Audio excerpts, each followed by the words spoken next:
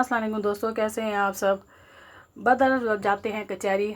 बदर और तहमीना दोनों देवर भाभी कचहरी जाते हैं। वहीं से मलक शुजात वो भी कचहरी में जाता है, कोर्ट में जाता है। कोर्ट तहमीना के हक़ में फ़ैसला दे देते हैं। वो टेंडर तहमीना को मिल जाता है और जज कहते हैं कि 20 साल से ये ज़मीन आपके पास थी तहमीना बेगम, और आज भी आपके पास है।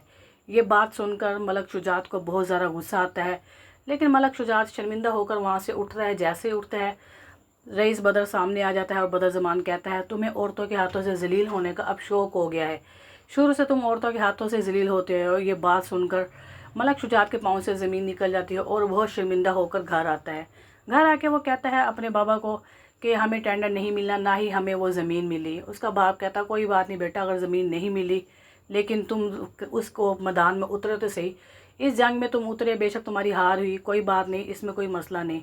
लेकिन ताज बहन वो इस मामले में आगे आती है और अपने भाई मलक शुजात को पट्टी पढ़ाती है कि तुम्हारी बेटी के हाथ में अब सारी बात है। हमें जो उसने शर्मिंदगी दिखाई है इस दुनिया में, हम जो जलील हुए हैं, अब हमारी नज़रें वही उठाएगी।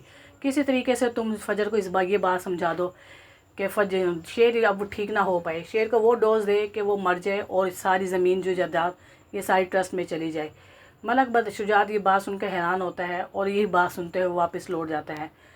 तो दोस्तों, आपको ड्रामा शेर कैसा लगा? शेर ड्रामा पसंद आए तो मेरे चैनल को लाइक करें, सब्सक्राइब करें, और जो चैनल पर नए हैं वही मेरे चैनल को लाजमी सब्सक्राइब करें। ज़्यादा मिलते हैं न्यू एपिसोड में।